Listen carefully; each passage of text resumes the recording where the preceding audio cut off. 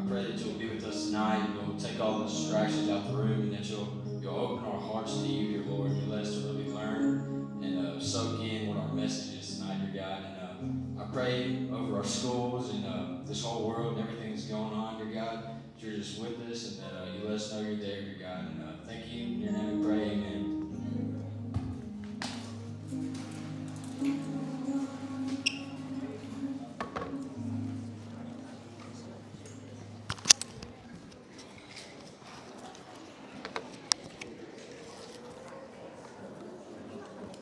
All right.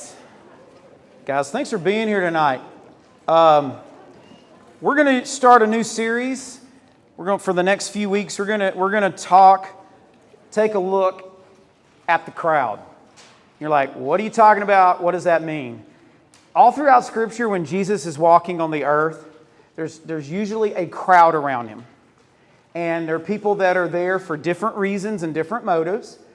Some are there to really try to learn more about him. Some are there to honestly see what he's about to do next. It's like their version of social media. They just keep refreshing to see what is he going to do next. Is he going to heal a blind man? Is he going to walk on water? What is he going to do? And like I said, and then some are there just to be critical of him, to be honest. They're there just because they're critical. They don't believe he is saying who he is, who he says he is. And so we're just over the next 2 or 3 Wednesday nights, we're going to look at this idea of the crowd. And to be honest with you, we can probably a lot of us can put ourselves in the crowd.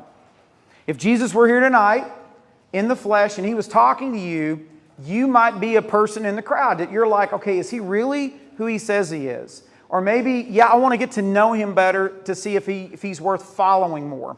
Or maybe you're just there for entertainment purposes. I don't know. Here's the problem with the crowd. The crowd wants all of the benefits and none of the responsibility. You guys listening to me? The crowd wants entertainment more than anything, generally speaking. They want all of the benefits of following Jesus, but none of the responsibilities of following him. The crowd will follow Jesus when they feel like it, when it's okay for their schedule. That's what the crowd does, if it fits into their plans. The crowd comes to Jesus sometimes when there's nothing else better going on. And I'm just going to tell you guys something. You need to hear this tonight. If you don't hear anything else, hear this.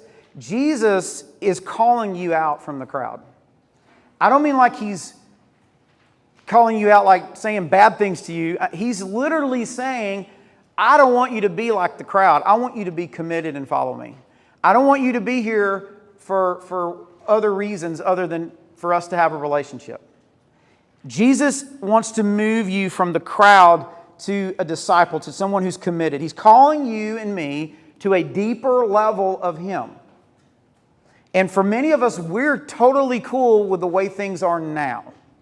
We don't want a deeper level. We don't want to grow. We don't want to get to know him better. We've got all the Jesus we think we need, because a lot of us, we look at Jesus like he's an add-on to our life. Like, he's a sprinkle on top of the ice cream, like he's just a little extra that's cool and all that. But we're really not, he's not the main thing. He's just not the main thing. And guys, Jesus wants to be the main thing. And so when he's calling you and me from the crowd, he's trying to say, I don't want to be a part of your life. I want to be your life. That may scare some of you because you're like, I don't want that. And you have every right to do what you want to do. God gave you that right. But Jesus is here tonight saying to you, follow me. Go deeper. Let's go further down the road. Let's go somewhere you've never been before, and let me show you a side of myself you've never seen before. And I'm telling you, it's huge. So the context of this passage I'm about to read tonight, Peter, one of Jesus' close followers, he was not in the crowd. He was a close follower of Jesus, followed him for 3.5 years, was one of the 12. Peter has just figured out that Jesus is the real Messiah. He's the one that's going to come and going to be their Messiah, that the one that the Old Testament predicts. And he's connected the dots, and he's even confessed it out loud. You're the Messiah. You're the Son of God. You're the one we've been looking for. Then Jesus goes on and says, okay, great. I'm glad you got that. Just so you know, I'm going to go die in Jerusalem. This is probably not what you expected, because they expected the Messiah to be like a warrior king that was going to free them from the Roman government. But Jesus comes in and Jesus says, I'm going to go die. FYI, the road I am going down leads to death. And then I'll be raised 3 days later. The road I'm going down is going to lead to suffering. The road I'm leading down is going to be filled with rejection. That's what he's saying here. And then Jesus, talking to his few disciples, turns to the crowd. So here's the thing. This isn't just for the 12 people. This is open for anyone, any of us. So look what he says. Luke chapter 9, verse 23. Then he said to the crowd. Notice I underline the crowd. So it's not just the disciples, it's everybody, okay? He says, if any of you, everybody say any.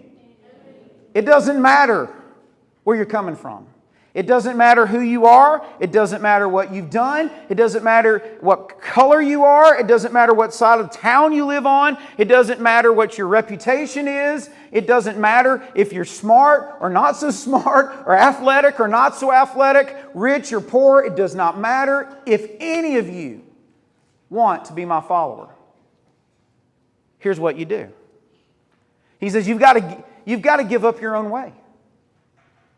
You've got to take up your cross daily, and then you can follow me.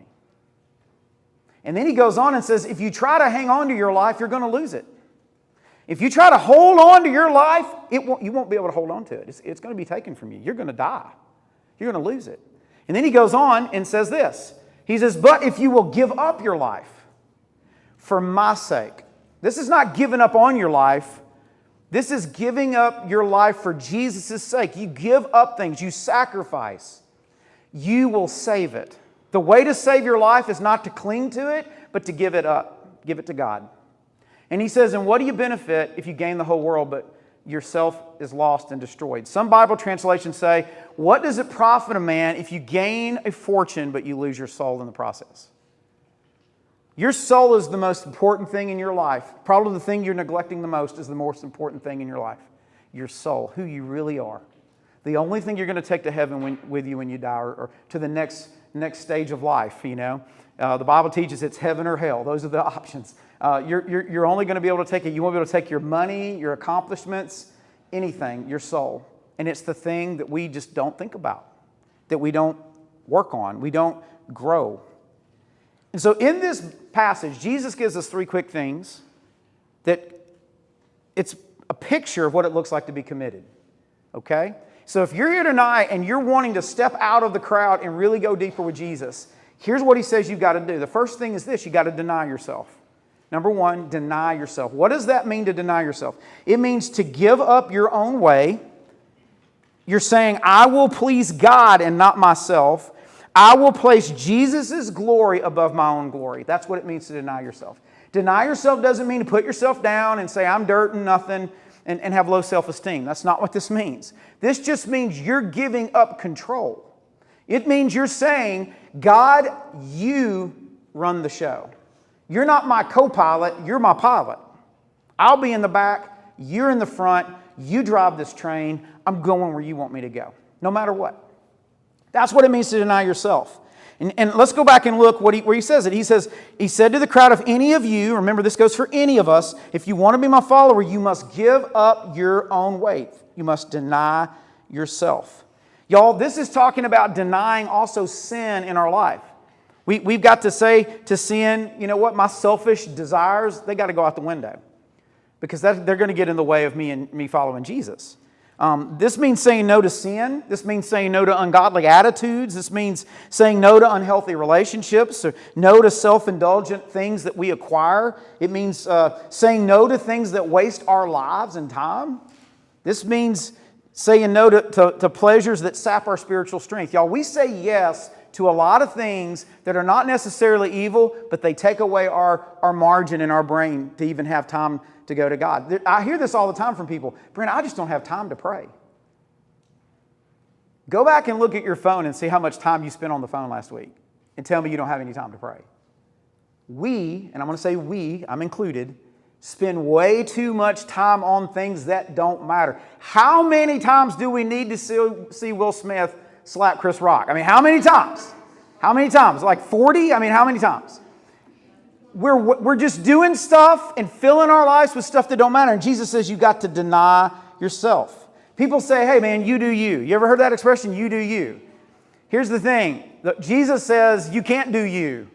You can't do what you want and follow me. You've got to deny yourself. You got to say to your wants, nope. And that's hard. Easy to stand up on a stage and say to do it, hard to do it. He says you've got to say no to you. I'll give you an example from Scripture how this sort of looks and works. And this is going to freak some of you out. Some of you are going to be like, man, I ain't getting saved ever because, man, is this what this means? See, we live in an age where it's almost like if you just say this little prayer and you check this little box, you'll go to heaven when you die. That's what we live in, really. And that's not what Jesus preaches. He says, when you say yes to me, you already are saying, I'm willing to die. Not I'm gonna, I'm willing to die if that's what it takes to follow you. That's what he's saying. It's crazy. But John the Baptist, Jesus' cousin, he was a holy man. He had long, weird hair. He ate bugs. Don't judge. There he is. That's his Instagram. And so there he is. He was always baptizing people. And what a baptism is, it's a picture of what happens when you give your life to the Lord. The old is gone, the new has come. It doesn't happen when you do it. It happens because you've already done it. And John's baptism was sort of a precursor to the coming Messiah. And God sent him to sort of pave the way, kind of like a fullback will pave the way for a running back sometimes. Or somebody on the line will block and move somebody out of the way where the running back can run. That's what John the Baptist is doing. He's literally getting everybody ready for the real deal coming behind him. But John the Baptist was so famous, people began to think maybe he's the real deal. And people would come to John. And by the way, John ended up baptizing Jesus. Look at this next thing, again, from his Instagram. There it is. So he baptized Jesus. And Jesus didn't need to be baptized. Jesus did it to identify himself with us as sinners. He wasn't a sinner, but he did what sinners did. And so when we're baptized, we identify ourselves with Jesus and his holiness. It's a cool thing. But John the Baptist, people are starting to leave his group and go follow Jesus. And people are coming to John and saying, now John, everybody's leaving us. We used to be the biggest church on the block, and everybody's going over to this Jesus guy. And John's response was this. Take a look at this verse, John 3:30. He says, he, talking about Jesus, must become greater and greater, and I must become what? Less and less. It's the exact opposite of what the world tells you. The world tells you, you go out, it doesn't matter what you got to do, you become greater and greater, you make your name great, you make a way for yourself, you do this, you do that, whatever, if it quench your thirst, if it feels good, do it, if some is good, more is better. I mean, that's what the world tells us. And John is saying the exact opposite. He is saying, well, you know, the truth is, I'm not going to be greater. He is. I need to be less and less. He needs to be more. I need to be less. This is a great prayer to pray, by the way. If you struggle with pride and humility problems, you can't be humble, you need to say, God, help me to be less and you to be more. And that's what John does. And here's where the road ended for John. John got arrested and he was eventually beheaded. That means his head got cut off and served on a platter. Legit. True story. How did the road end for John? Not good. What did he say? He's got to be more, I got to be less. Here's the bottom line. We got to move. Y'all, you and I have got to be able to give up your way to do things His way. I've got to give up my way to do things His way. And even if you're like, but Brandon, I got saved 5 years ago. Okay.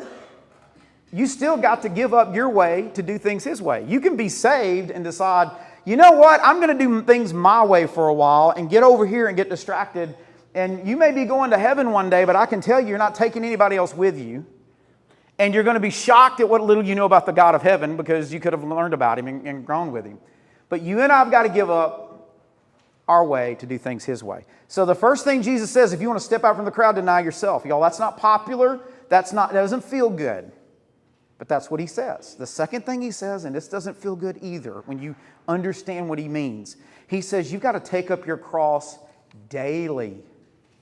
Okay? He says, take up your cross daily. Take a look at it. This is Luke 9:23. He said to the crowd, if you want to be my follower, deny yourself, give up on your own way. And then he says, take up your cross daily. So what in the world did Jesus mean by taking up your cross? Well, today, I bet there's somebody in here that's got a cross necklace, a cross earring, cross ring, something with a cross on it.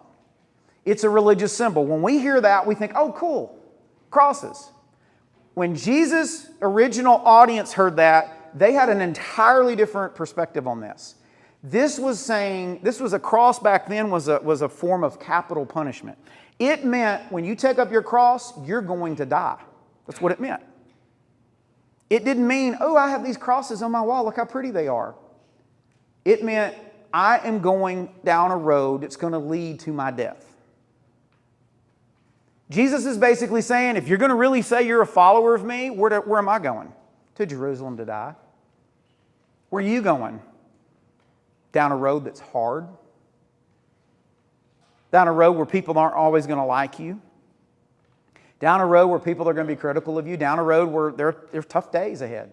Now listen, when you die, we know that's not all there is. But y'all, this world is not our home. If you really are following, if you're a Christ follower, this is not all there is.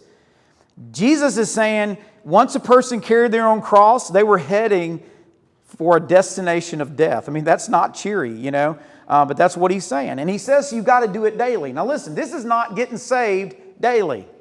This is deciding every single day. You're not getting saved every single day. Once you're saved, you're saved. But as a believer in Christ, if you're going to be a disciple and grow in your faith and not just be somebody in the crowd doing whatever you want to do, whenever you want to do it, whenever it feels right, you really are intentional, you've got to get up every morning and say, God, I decide today to take up my cross and follow you.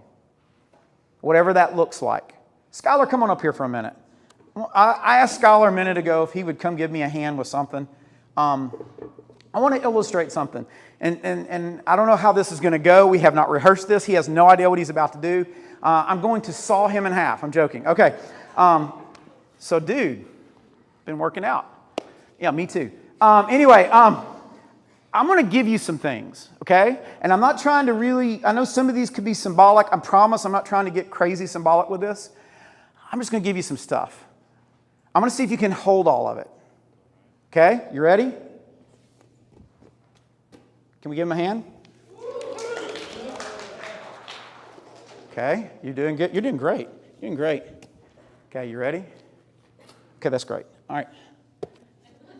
Here, have a cutie. Okay. Here, have some. Yep. Can we give him a hand? Look at him. I'm going to throw this metal bat. No, I'm not. I'm not going to do that. I'm not going to do that. What do you want to do? What do you want to do? Like that? Okay, that's cool. All right. Let's see. I'll be nice. That's pretty good. That's cool. And let's see, where are we going to put this? Okay. And we all need money. Where do you want that? My pocket. In your pocket. Okay. Just put that right there. Okay. Can we give him a hand? He's doing great. All right. And here's what I want to ask you. And this is a serious question. I promise I'm not joking with you. I want you to pick up that cross. I mean, look. I mean, if I can do it, I mean, look. Look at this. Seriously. Jesus said to take your own cross. By the way, Jesus didn't say pick up his cross. He said pick up whose cross? That means each of you have a cross to bear. So, Skylar, can you pick this cross up? How can you pick that up? What are you going to have to do to pick it up? So do what you got to do to pick it up.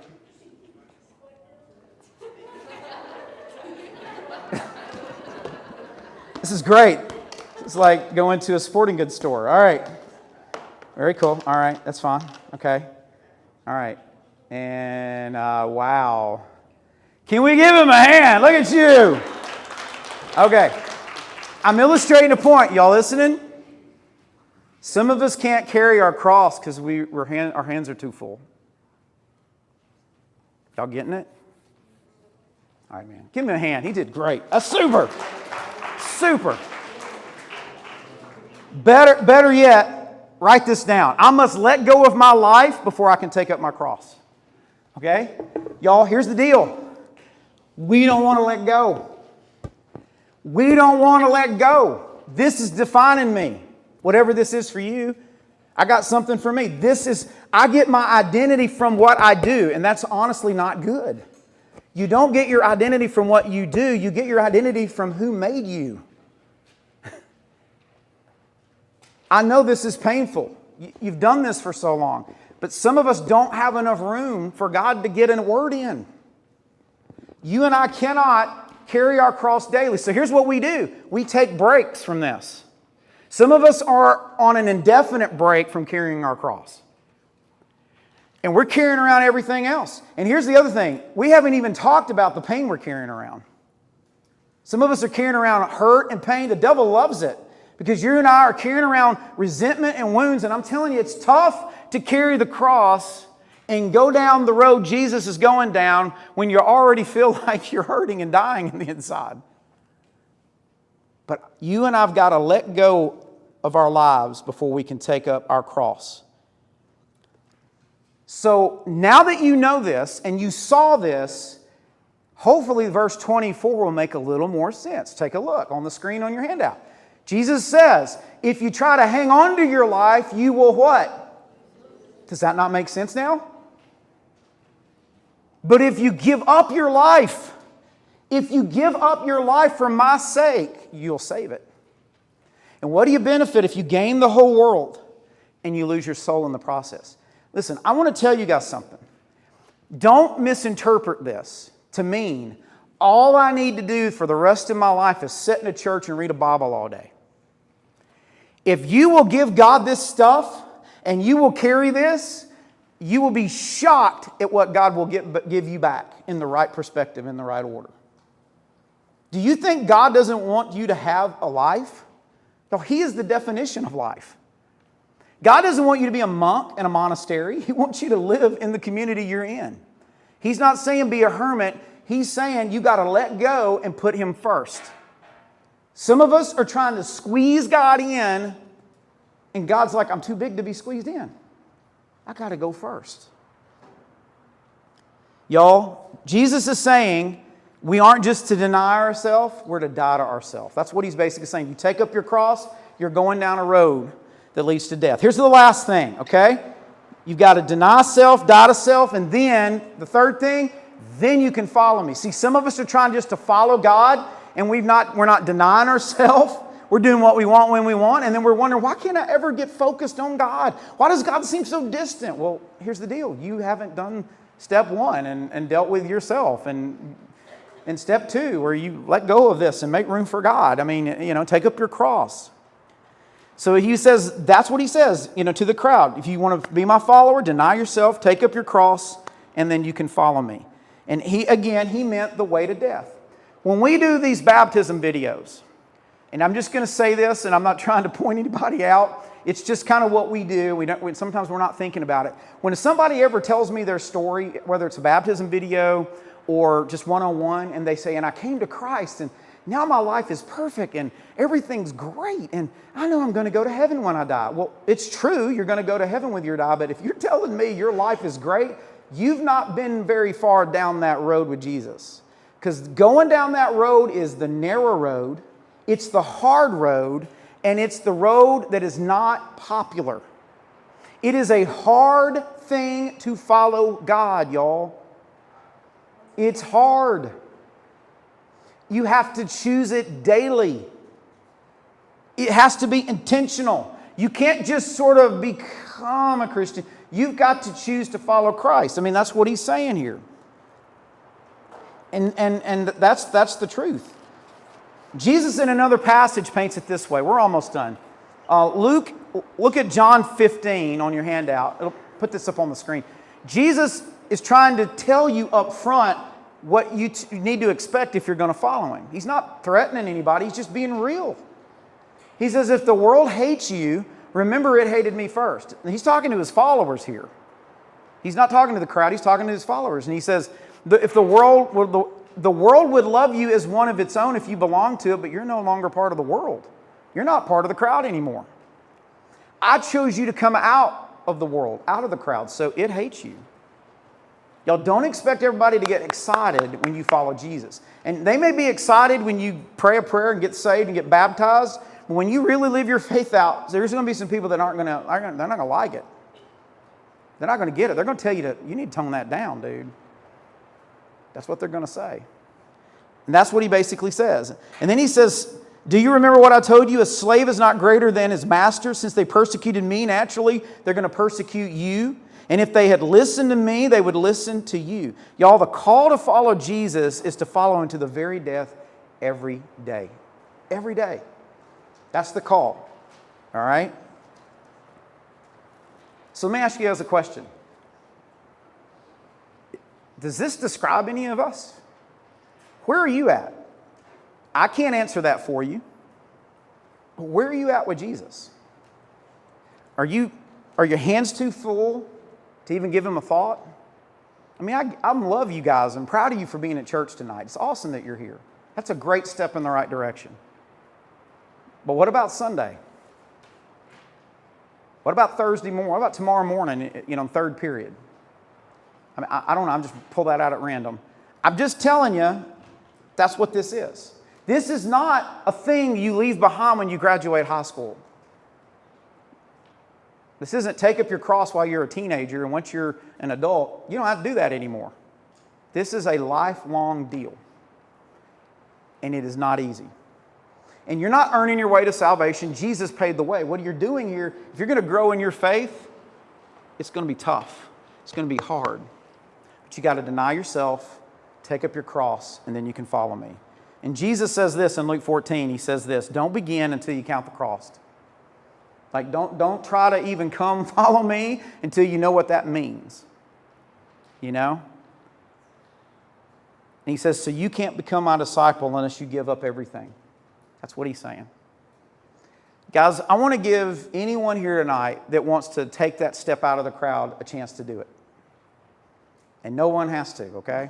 It's totally not a thing you have to do. But if you are feeling like God is telling you, deny yourself, take up your cross, and let's go. I want to give you a chance to do that. Everybody bow your heads for just a minute. If you're here tonight, Jesus is saying that he wants you to surrender. And yes, you're going to suffer. And yes, you're going to have to sacrifice to follow him. But I'm telling you guys, it's worth it. It's worth every bit of it. But if you're here tonight and you're ready to do that, just tell God right now in your heart. You just right now whisper to him and say, God, I admit I'm a sinner. I believe Jesus died for me. And I'm committing my life to him.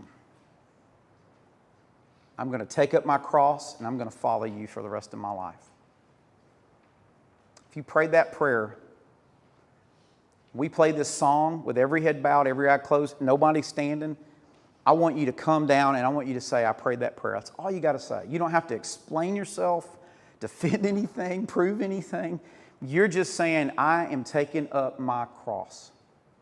If you don't feel comfortable coming to me, go to your life group leader. They're in your squad with you. But right now, keep your heads bowed, your eyes closed.